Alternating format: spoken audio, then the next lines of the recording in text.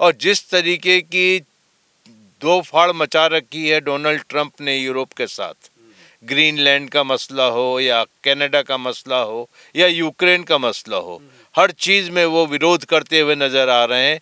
तो यूरोप के देश भी और यूरोप की लीडरशिप भी उनसे त्रस्त है। और कहा जा रहा है कि 27 तारीख को वो फ्री ट्रेड एग्रीमेंट हमारे साथ होने वाला है और उसके साथ सामरिक मुद्दों पर भी एग्रीमेंट होने वाला है। भारत को एक बाजार मिलेगा, भारत को टेक्नोलॉजी मिलेगी, भारत को 27 मुल्कों का साथ मिलेगा। ये छोटी चीज़ थोड़ी है। सबसे बड़ी चीज़ है कि हाइपरसोनिक मिसाइल को कोई भी रडार पकड़ नहीं पाता। कोई भी वर्ल्ड का कोई रडार नहीं पकड़, नहीं, किसी के पास भी नहीं है। इसीलिए जब भी रूस मारता है हाइपरसोनिक मिसाइल, वो यूक्रेन में कहीं भी मार सकता है, वो कोई नहीं रोक सकता। अगर पाकिस्तान ब्रह्मोस नहीं रोक पाता, जो कि हाइपरसोनिक नहीं है, तो जिस दिन हाइपरसोनिक मिसाइल उधर चलेगा या बेजिंग की तरफ जाएगा तो क्या होगा आप समझ सकते हैं। इंडिया में बहुत सारे ब्रीड्स हैं, करीब 7-8 ब्रीड के कुत्ते हैं। तो हमारी जो रिमाउंट वेटनरी कोर है भारतीय सेना की, उसने इंडियन ब्रीड्स के कुत्ते, रामपुर हाउंड, चिची पेराई या मुधोल हाउंड, वंदे मातरम का विरोध करने वाले हो गलत करें, क्योंकि वंदे मातरम और जनगण मन दोनों ही समकक्ष माने जाते हैं। गवर्नमेंट का ऑर्डर है 1950 का। तो ऐसा नहीं है कि वंदे मातरम को भाजपा या प्रधानमंत्री मोदी लेके आए। तो ये कोई थोड़ी है कि बॉलीवुड के किसी लिरिसिस्ट ने लिख दिया और उस पर विरोध हो रहा है। ये आज की बात है, जो विरोध कर रहे हैं वो पैदा भी नहीं हुए थे। दोस्तों, स्वतंत्रता गणतंत्र दिवस कई मायनों में बहुत ही बेहतर रहा और भविष्य की झलक दिखाने वाला रहा। यूरोपीय यूनियन के दो दिग्गज नेताओं को भारत ने चीफ गेस्ट बनाया था। सुपरसोनिक हाइपर मिसाइल पहली बार दिखाई गई, जो भविष्य में भारत को सबसे मजबूत करने वाली होगी, क्योंकि ये मिसाइलें सिर्फ 3 देशों के पास है, अमेरिका, रूस, चीन और अब भारत। US राठौर जी सामरिक मामलों के विशेषज्ञ हैं। उन्होंने इस पूरे डेवलपमेंट को बहुत बारीकी से देखा है, समझा है और भविष्य को लेकर क्या भारत की ये अस्त्र करने वाले हैं, उन तमाम मुद्दों पर बात करने के लिए सर आपका बहुत बहुत स्वागत है। सबसे पहले तो इसकी जो यूरोपीय यूनियन के जो दिग्गज नेताएं आए हैं, उनको चीफ गेस्ट बनाने का क्या मकसद है, उसके क्या मायने हैं? देखिए, हर गणतंत्र दिवस पे हम चीफ गेस्ट बनाते हैं। जी। और वो चीफ गेस्ट जाहिर सी बात है मित्र देश होंगे या वही देश होंगे जिनके साथ हम अपने संबंध अच्छे करना चाहते हैं। तो इस मायने से अगर हम देखें तो यूरोपियन यूनियन से इस बार यूरोपियन कमीशन से और यूरोपियन काउंसिल से दोनों आए थे और कहीं ना कहीं वो 27 यूरोपीय देशों का प्रतिनिधित्व करते हैं। 27 यूरोपीय देशों का।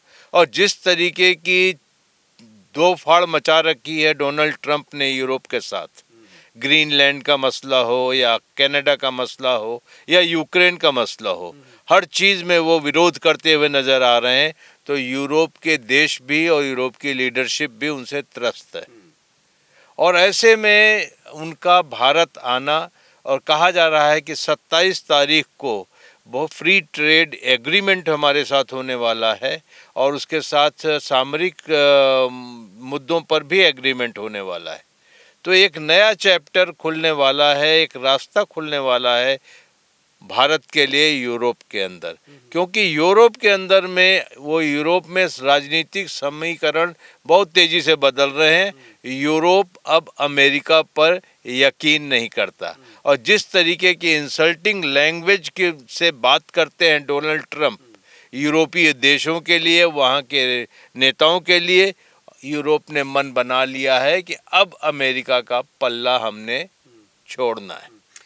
नाटो भी टूट सकता है, नाटो टूटेगा, पल्ला छूटेगा, भारत और यूरोपीय यूनियन के साथ देश एक साथ आएंगे, तो क्या इससे लगता है कि अमेरिका पर निर्भरता खत्म हो जाएगी यूरोपीय यूनियन की या भारत की भी? ऐसा नहीं है। नेटो में अगर आप सारे मुल्क खोल के देखें तो अमेरिका और कनाडा के अलावा कौन से मुल्क है? सारे यूरोप के। वही ना। तो नेटो टूटेगा नहीं, लेकिन नेटो की निर्भरता जो अमेरिका के ऊपर है और जिसका कि गलत फ़ायदा डोनाल्ड ट्रंप उठा रहे हैं, वो कहीं ना कहीं ये चीज़ रीअलाइन होने के आसार नज़र आ रहे हैं। क्योंकि वो हर बात में कहते हैं कि यूरोप की सिक्योरिटी हम ना हो तो हो नहीं सकती। तो वो एक तरीके से इंसल्टिंग चीज़ है। तो यूरोप ने कमर कस ली है कि अब हम बगैर अमेरिका के सिक्योरिटी की बात करेंगे और जिस तरीके के टैरिफ की धमकियां देते रहते हैं, तो यूरोप भी अब बाजार तलाशने में लग गया है। अमेरिका के ऊपर वो निर्भर नहीं रहना चाहता। अमेरिका पर निर्भरता कम रक्षा की, लेकिन भारत उभरता हुआ सामरिक ताकत है। तो क्या भारत के साथ इसीलिए यूरोपीय यूनियन नज़दीकी बढ़ा रहा है? भारत और यूरोपीय यूनियन एक साथ हो जाए तो क्या ये वर्ल्ड की जो बैलेंसिंग है उसमें महत्वपूर्ण भूमिका निभा सकते हैं? देखिए क्या है कि यूरोप के अंदर एक जो रूस का हवा बनाया गया था, और जिस हवा की वजह से अमेरिका उनको एक्सप्लॉइट करता था, वो टूटना चाहिए। यूरोप को समझना चाहिए कि रूस उनका दुश्मन नहीं है, और उसकी वजह से नेटो को इतना पाल पोस के बड़ा किया, 5% डिफेंस बजट बढ़ाया गया, वगैरह वगैरह। तो ये सारी चीज़ें रीअलाइन करनी पड़ेंगी भारत के साथ। साउथ एशिया में, इस तरफ ग्लोबल साउथ में अगर भारत से बड़ी न बाज़ार है न शक्ति है, तो यूरोप के लिए फ़ायदेमंद बात है कि हम एक नज़दीक आएँ और हम अलाइन करें, ताकि हम किसी तरीके से अमेरिका की धमकियों में ना आए। यूरोपीय यूनियन रूस के खिलाफ था, रूस से डरा हुआ था, लेकिन अब तो रूस भी भारत का दोस्त है, रूस भारत के संबंध है। रूस, भारत और यूरोपीय यूनियन अगर एक हो जाए तो उसका क्या असर होगा? ये एक दिन में नहीं होगा, लेकिन धीरे धीरे ये चेतना जगेगी, लोगों को समझ में आएगा कि आप अमेरिका के बुली से अगर हटना चाहते हैं तो अपने राजनीतिक समीकरणों को, सामरिक समीकरणों को फिर से रीअलाइन करने की ज़रूरत है। अभी तक नेटो रूस के डर पर पल रहा था, अब उसको रीअलाइन करने की ज़रूरत है, जब खासकर अमेरिका कहता है कि अगर हम नहीं होंगे तो तुमको कोई नहीं बचा सकता। और वो चीज़ जो है अब यूरोप के लोगों को नागवार गुजरनी शुरू हो गई। सबकी इज्जत है सर, सब इज्जत चाहते हैं। आप ग्रीनलैंड के बारे में जो उनके बयान देखिए, तो वो चीज़ है, और वो भी नहीं कि ऑफिस में बयान दिए, डेवोस में जाके बोल रहे हैं। तो ये बेइज्जती कौन बर्दाश्त करेगा? तो 16 का जो डायलॉग था, ये हाथ हमें दे दे गब्बर, उसी तरह से कह रहा है ये ग्रीनलैंड हमें दे दो यूरोपीय यूनियन। वो मतलब उसी तरीके की भाषा है। तो वो एक चीज़, एक नई चेतना शुरू हुई है। भारत को क्या फायदा होगा? भारत को एक बाजार मिलेगा, भारत को टेक्नोलॉजी मिलेगी, भारत को 27 मुल्कों का साथ मिलेगा। ये छोटी चीज़ थोड़ी है। टेक्नोलॉजी है उस लायक कि हमें उससे फायदा होगा। अमेरिका को अगर वो करके अगर यूरोपीय यूनियन हमको दे सकता है। यूरोप में आज भी बहुत सारी टेक्नोलॉजी है, ये बहुत सारी टेक्नोलॉजी है जिससे हमें फ़ायदा हो सकता है। हम जब बात करते हैं एयरक्राफ्ट इंजन की, तो किसके पास जा रहे हैं? अमेरिका से निराश होने के बाद कहाँ जा रहे हैं?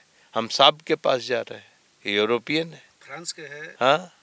तो इस सारी चीज़ें हैं, वो एक इसमें देखना पड़ेगा कि किन क्षेत्रों में हम सहयोग कर सकते हैं। मार्केट कितना बड़ा है यूरोप? बहुत बड़ा मार्केट है, बहुत बड़ा मार्केट।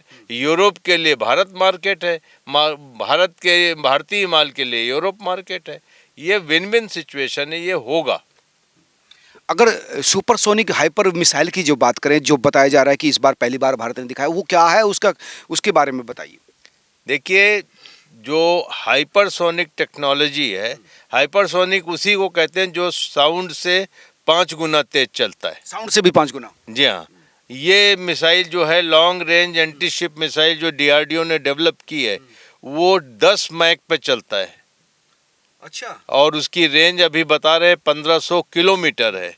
तो ये जो इंडियन ओशन रीजन है, इंडियन ओशन क्षेत्र के अंदर ये एक, जिस तरीके की चीन की पैठ बढ़ रही है, चीन की नेवी का विस्तार हो रहा है, तो वो कहीं न कहीं ब्रेक लगाएगा। और ये मूविंग टारगेट्स को भी देखता है। और सबसे बड़ी चीज़ है कि हाइपरसोनिक मिसाइल को कोई भी रडार पकड़ नहीं पाता। कोई भी वर्ल्ड का कोई रडार नहीं पकड़? नहीं, किसी के पास भी नहीं है। इसीलिए जब भी रूस मारता है हाइपरसोनिक मिसाइल, वो यूक्रेन में कहीं भी मार सकता है, वो कोई नहीं रोक सकता। ये समस्या है। और सबसे बड़ी बात जिसके लिए लोगों को जलन होगी कि भारत ने हाइपरसोनिक मिसाइल बना ली। अब इसके आगे बड़ी चीज़ें बढ़ेंगी, इसके अंदर में बड़े डेवलपमेंट होंगे, और सामरिक दृष्टि से ये महत्वपूर्ण है। मिसाइल टेक्नोलॉजी का कमाल आपने ऑपरेशन सिंदूर में देख लिया है। तो वो मिसाइल अगर पाकिस्तान ब्रह्मोस नहीं रोक पाता, जो कि हाइपरसोनिक नहीं है, तो जिस दिन हाइपरसोनिक मिसाइल उधर चलेगा या बेजिंग की तरफ जाएगा तो क्या होगा आप समझ सकते हैं। तो बेजिंग भी अब औकात में रहेगा मुझे लगता है। ना रहे, लेकिन हमें एक संदेश तो देना है कि आप हमें कमतर आंकिए मत। चीन के साथ, पाकिस्तान के साथ गोलबंदी करके, गुटबंदी करके आप हमें दबा नहीं सकते, वो चीज़ है। और हम चीन या पाकिस्तान के लिए तो ये सब कुछ नहीं कर रहे हैं, हम अपने लिए कर रहे हैं। एडवर्सरी या दुश्मन कोई भी हो, वो बात की बात। इसकी रेंज बताई जा रही है कि 3000 से 3500 तक बढ़ाई भी जा सकती है। सारा चीन आ जाएगा इसकी लपेट में, तो पाकिस्तान को तो छोड़िए। आएगा तो ये हाइपरसोनिक बहुत बड़ी थी। अभी तो एंटी शिप मिसाइल है। जब ये हाइपरसोनिक मिसाइल हमारे ICBM बनेंगे तब क्या होगा, वो भी बनेंगे। हाइपरसोनिक में भी MIRV टेक्नोलॉजी है, फिर क्या होगा। तो ये तो एक संभावनाएं भविष्य में बहुत सारी हैं जो कि तलाशने वाली बात है, लेकिन ये मील का पत्थर साबित होने वाली चीज़ है। एंटी शिप है फिलहाल ये, लेकिन बाद में इसको टारगेट को भी किल कर सकते हैं, लैंड से भी cruise. Anti ship missile land के टारगेट के लिए किया जा सकता है, अभी भी कर सकते हैं, ऐसी कोई बात नहीं। भविष्य में किस किस रूप में इसको डेवलप कर सकते हैं, जो आम जन दर्शक को लिए बताएं आप। किस मिसाइल टेक्नोलॉजी है, ICBM मतलब intercontinental ballistic missile. Anti counter मतलब अमेरिका तक भी वार कर सकती है। जा सकता है, स्पीड इतनी ज़्यादा है कि उसको कोई रोक ही नहीं सकता।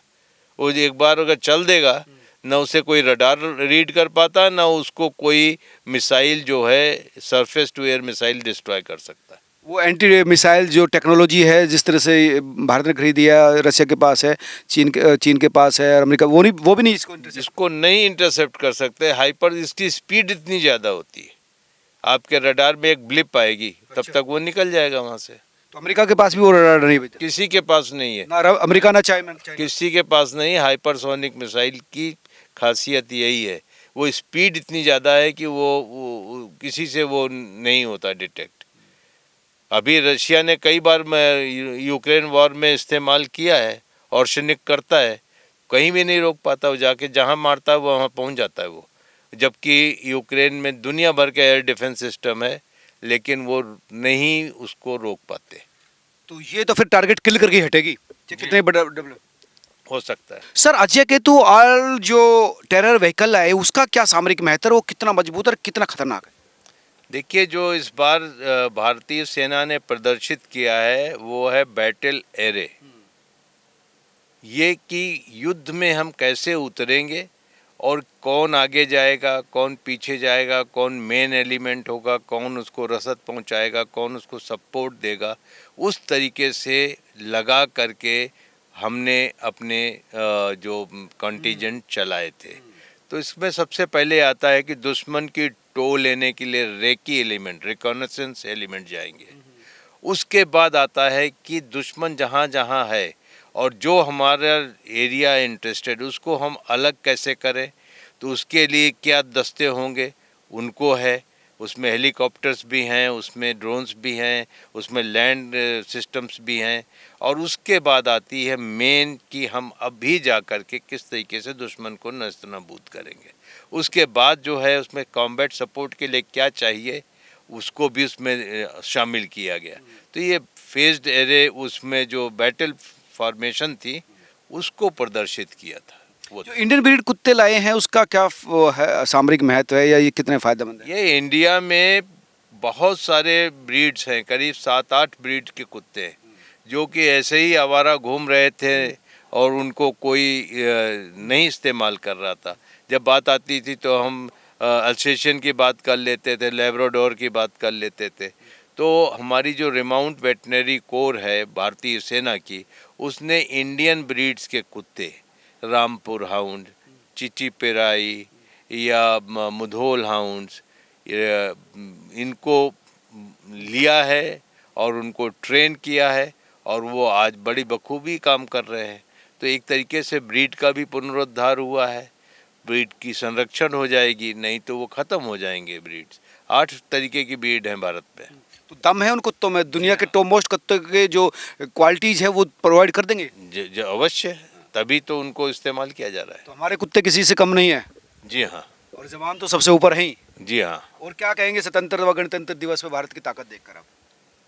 बहुत खुशी हुई, 150 साल वंदे मातरम के हुए, बहुत ही अच्छा सांस्कृतिक प्रोग्राम रखा गया, लोगों ने दिल से गाया वंदे मातरम।